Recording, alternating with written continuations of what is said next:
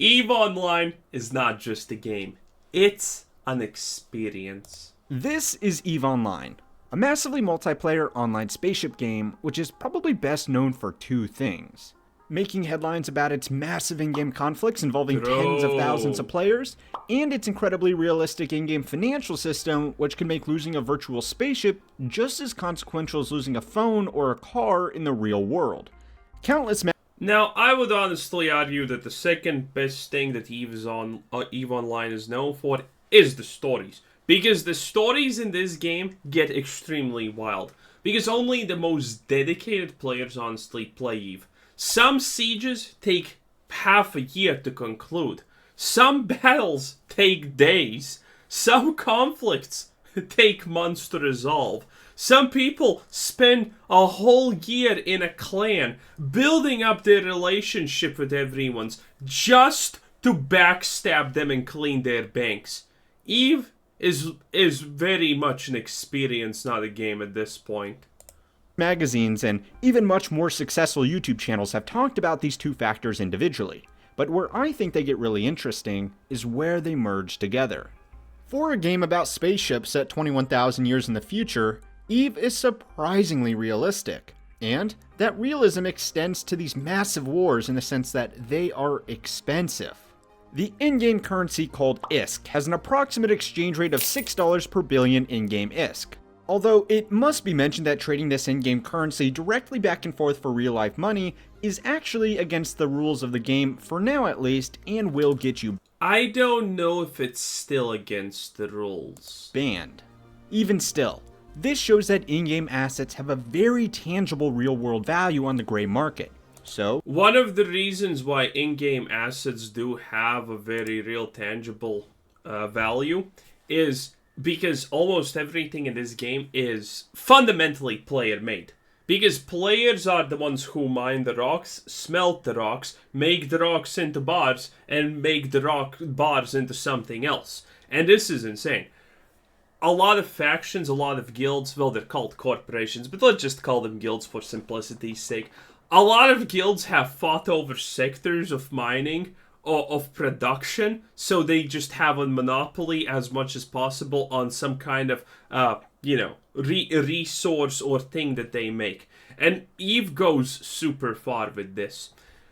This story was broken 2-3 years ago or something like that. Someone will correct me in the comments. I don't remember it perfectly, but this is gonna be good enough, okay? You're gonna absolutely love this one. So, when EVE came out, there was a group of people that it happened relatively soon after the game came out, a couple of years or something like that, and someone found a bug that allowed them to make, I don't remember what it is, engines, modules, something like that allowed you to travel, and everyone wanted always the best possible upgrade for this, the most expensive one, because it was the best. And some group of people found that you can bug this item and make it essentially almost for free. And this was the most well-kept secret probably in the world for 10 or something like that years.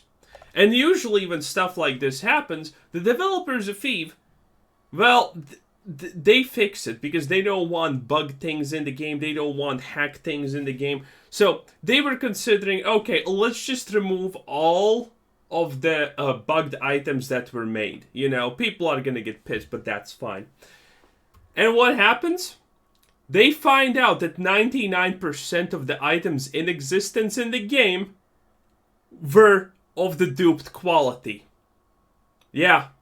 The people who controlled this item making were the only ones making it, and all of it was made through dupes because they didn't have to use some kind of resources that you originally need to use there. It just allowed them to make it almost for free.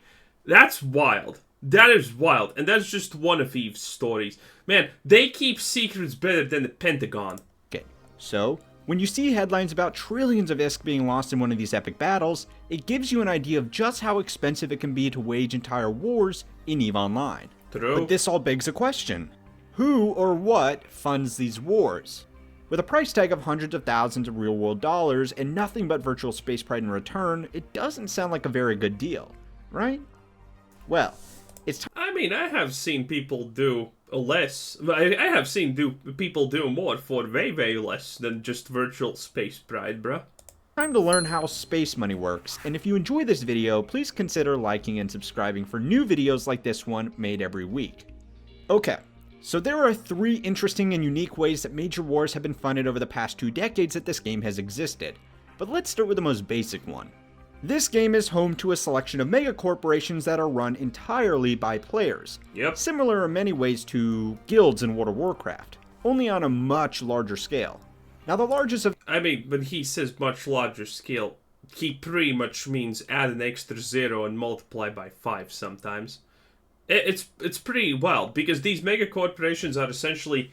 It's not just one guild, right? These mega corporations are like 5 different guilds that come together, and they all need to be happy. Otherwise, someone's gonna leave the mega corporation, go to another mega corporation. It's gonna end in a war. Man, EVE Online is a case study for how the real world functions. these corporations effectively run like nation states. They have defined borders, a standing military, taxation, industry, and of course, command structures. Yep. These large institutions will inevitably butt heads with other similar entities over resources, territory, or, just for fun. At the end of the day, True. It is a video game, so the reasons to go to war can simply be to entertain the members of these corporations.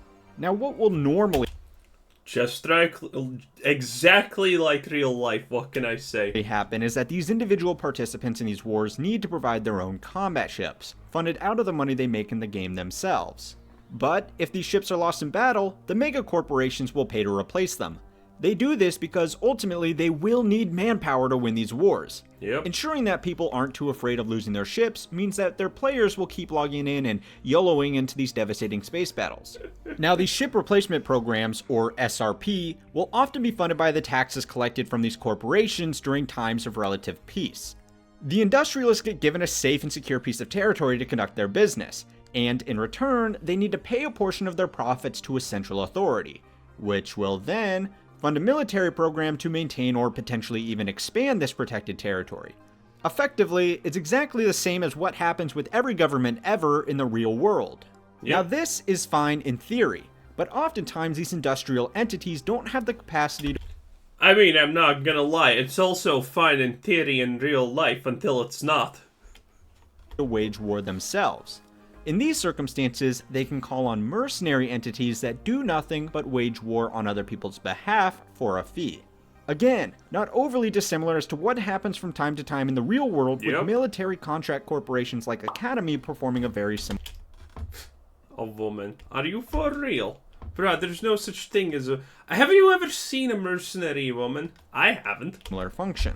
Maybe Now, an so assassin. far we've been looking at the relatively minor wars, the ones that might be a big deal to the players of the game and the shit posters on r/Eve, but are not exactly that remarkable to an uninvolved onlooker like you or I. But this all changed around 5 years ago. You see, EVE's economy is so realistic and so diverse that at one point there were virtual casinos in the game. These were founded, funded, Oh, and no. operated entirely by regular players using the in-game currency. Of course, these casinos generated massive profits, just like most of them Obviously. do in the real world. Now, these in-game profits were great and all, but there really wasn't much that they could do with them on an individual level. That kind of money can buy every spaceship in the game many times over, so they needed something grander to put their money towards. The logical answer was to sell the in-game money for real-world money, whether Smart. it was allowed or not.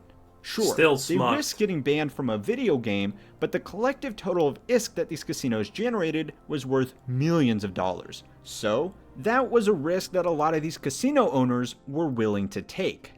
This was especially convenient, given that the I wonder if there's also, EVE Online players that beg at the equivalent of their grand exchange in each sector. That would be kind of interesting. thousands of transactions that the casinos handled daily were the perfect cover for in-game money laundering. It was almost impossible to distinguish between transactions that were legitimate and those that weren't.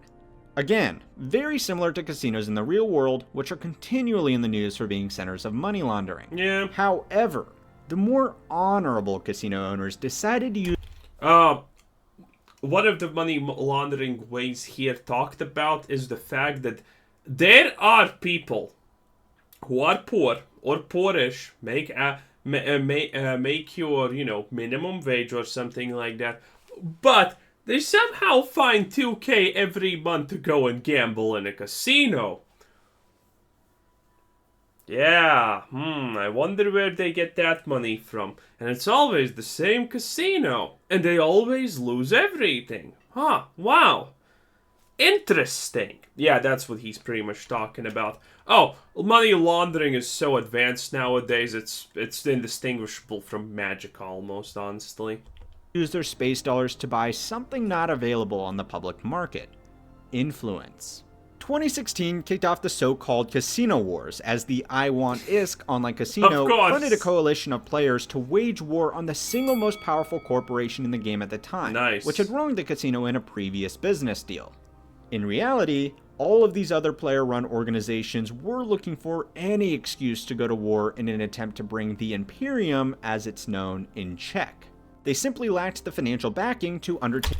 Is it just the Imperium of man? Because, one's way better than the other, I ain't gonna lie. Such a significant challenge. But with the casinos writing the checks as a way to prove a point as to what happens when you dishonor a business deal, one of the most devastating wars in the game's history was enabled, which in turn gave us PC Gamer articles about spectacular space battles. The first one. The financing behind it might have been a little less spectacular, but that doesn't mean that it's any less interesting. Now, shortly following this war, the developers of EVE Online decided to put an end to these player-run casinos. Now, they said they had their own reasons, but most players speculate that it was a combination of wanting to cut down on the trade of in-game money for real money, and also as a response to player backlash over these entities having too much power over the game. What this meant was that in 2020, there was a new funding model required. The old belligerents from the casino war were ready to go at it again, only this time a few things were different. For starters, the first battle ended up pretty one-sided, honestly, because one of the sides had less PvP players. And the difference in EVE between being a PvP player and not a PvP player is pretty grand, okay? If you're bad at PvP, you can take the biggest ship and probably still lose to something medium. And that's how insane that is. One side lost, I don't remember the numbers, but essentially it was a 1 to 5 Titan ratio. For every 1 Titan one side lost, the other side lost like 5 Titans. I think they're called Titans, but that's essentially the biggest ship that you can get. And I'm talking about your average ship, your starting ship is this small, and a Titan is this big. A Titan is absolutely this big. That's what we're talking about. And yeah, those things are expensive. And that's because one alliance was more PvP based than the other. Also, this battle, or the second battle, I don't remember which, started because of the greatest thing in the universe. Accidents, as always, obviously. And the accident was one guy from one faction was piloting a Titan, and he jumped to the wrong place. And coincidentally, there were a bunch of people who do PvP in that place. And they saw a Titan jump. And then they saw no one jump after it. It was already confusing. What is a Titan of the enemies doing it? Not enemies, but people who are not exactly our allies here. And then they understood, wait a minute. He was not supposed to jump here. And then they attacked. And these were PvP players, so that Titan couldn't get away and couldn't win. So, the fact that they were going to lose the biggest war machine in the game versus a bunch of, pretty much beginner craft wasn't really that great for one side. That would be kind of humiliating, So the pilot of the Titan called in everyone else who he was supposed to jump to, and they came to help. Can you guess what the other side did? the exact same. Can you guess what the first side then did in retaliation to more help? You guessed it, they called for more help. Now, can you guess what the other side did in retaliation to the first side calling for help? That's right, they called for help.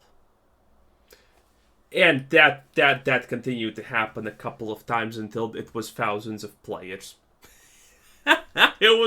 That's some wild stuff.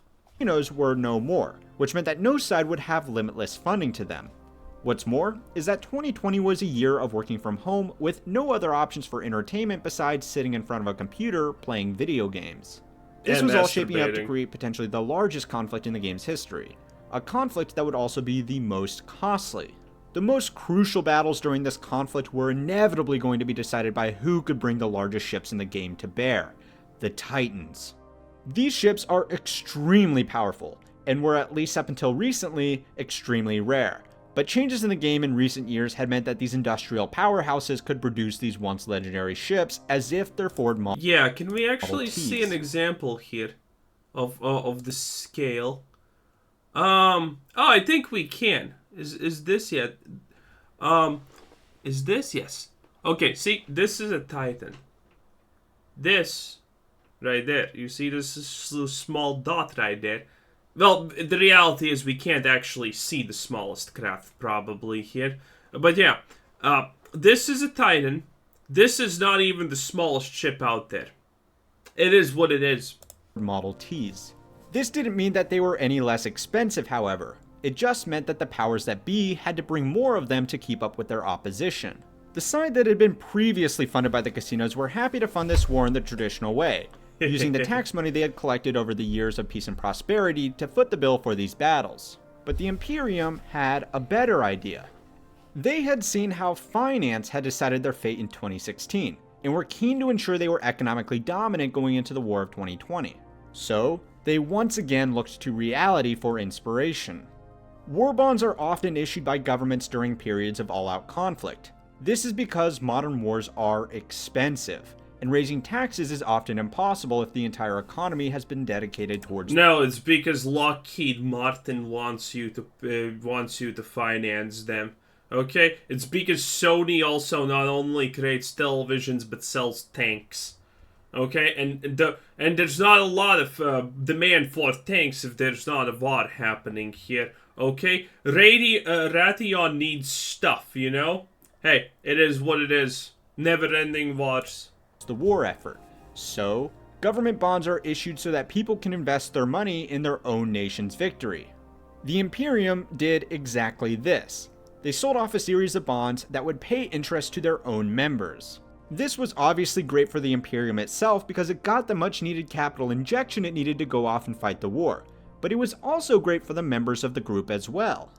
Scams and financial fraud are commonplace in EVE, and there is no regulation about taking someone's stuff and never giving it back. Yep. In fact, these types of swindles are probably the thing that EVE is third best known for.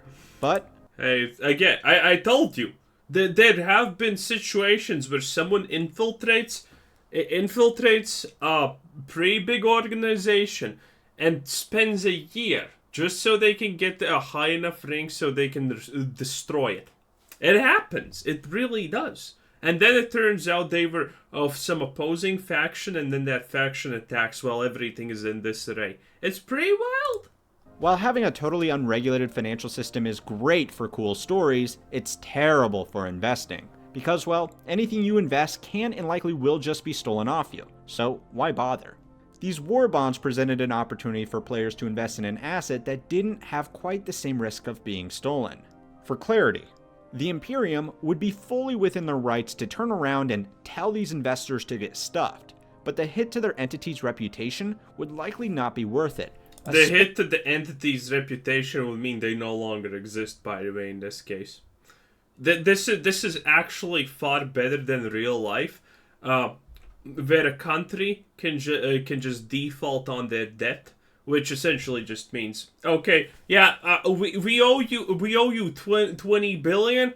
Oh, we're not going to be able to pay it back. Oopsie doopsie. We no longer owe you anything. It is what it is. And by the way, countries do this pretty regularly.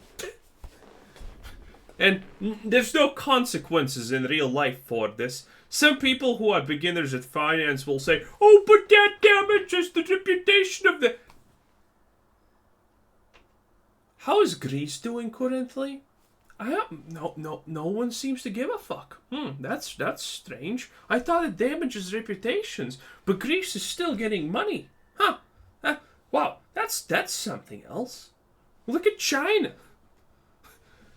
There's no consequences for so much stuff in real life that there are for in this game. This game is unironically fairer financially than the real world. Especially if they ever wanted to sell war bonds again to fund future wars. Now, that doesn't mean that these in-game financial instruments are totally without risk. If the Imperium gets destroyed in this ongoing war, well then, these bonds aren't going to get paid. Bad. In the real world, credit analysts call this sovereign risk, and it's no less important here as it is in the land of internet spaceships. But for now at least, this war is still ongoing, and it's likely to provide gaming magazines and aspiring YouTube channels alike many more things to talk about, like the fact that this game's financial... Is this such an old video? Yeah, 2 years ago. ...markets predicted the short squeeze on GameStop. So make sure to like and subscribe if you want to see us make a video on that. And in the meantime, go and watch our video to find out if the World Bank is really an evil empire. Thanks for learning how money works.